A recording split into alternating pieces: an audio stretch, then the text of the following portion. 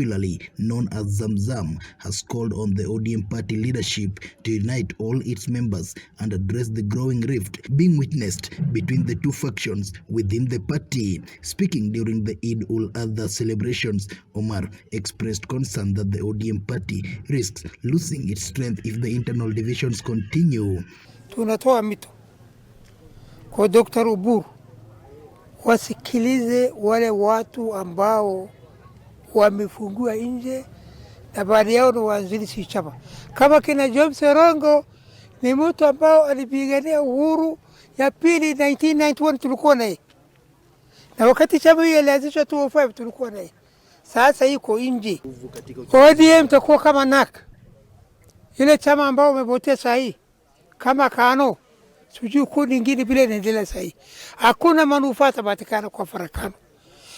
Manufaa napatikana kwa uwa pamoja. He accused some leaders of fueling disagreements, saying that their actions are creating unnecessary tension within the party. Watu walagai. Watu na furugu hii chama najulikana. Watu ambao tamaa kubwa ni tamaa ya pesa tu. Wale alibora Uhuru Kenyatta, sahi kwa bali ingine wanajua hawana nafasi maadama marehemu Raila ameondoka. Sasa wanafaruga chama kupata nafasi. Tunatoa kumtoa Oburu Odinga watulie, hii chama isisambaratike. Sio mkosa kuunga mkono Mheshimiwa Rais William Ruto. Hata sisi tunaunga mkono. Omar also urged ODM leaders to respect the family of the late Raila Amolo Odinga. Familia ya Raila inafaa kuheshimiwa.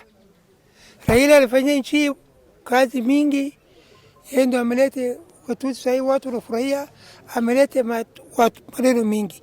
Familia yake afai kutusiwa ama kusukuma. Nafaa kuheshimika. At the same time, he appealed to Kenyans to give the government more time to address the rising fuel prices instead of staging demonstrations in the streets.